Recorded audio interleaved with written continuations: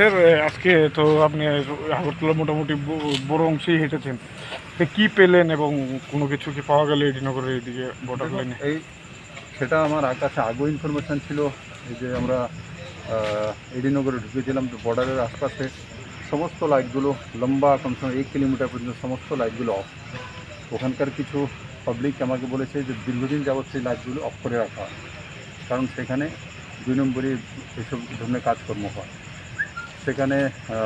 আর তার সঙ্গে সঙ্গে আমি যখন যাচ্ছিলাম, তো কাছাকাছি কমসে কম 25-30 জন যুবককে আমি দেখলাম যে হঠাৎ করে পালিয়ে যাচ্ছে। সামনে ওসি ছিল, ও আগে গিয়ে এদেরকে তাড়িয়ে দিচ্ছিল।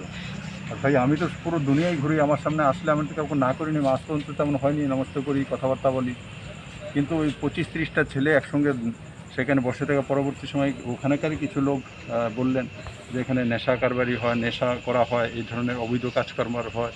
তো অন দ্য স্পটে আমার সামনে, কারণ এরা নেমে গিয়ে জল ছিল সেই তার মধ্যে ভাগছিল। আমি বলছিলাম আসো আসো, তো उसमें क्या প্রবলেম, তো আমি তাদেরই লোক, আমাকে তো মানুষই জিতিয়েছে, আমি তো আর বাঘভুলুক নই। তো এইভাবে যেটা আমি দেখলাম যে ওসি সামনে, ওসি ওদেরকে ধরার বদলে ওদেরকে বলছে, আমি দেখছি যে ভাগো ভাগো তোমরা ভাগো। কেন ভাগে?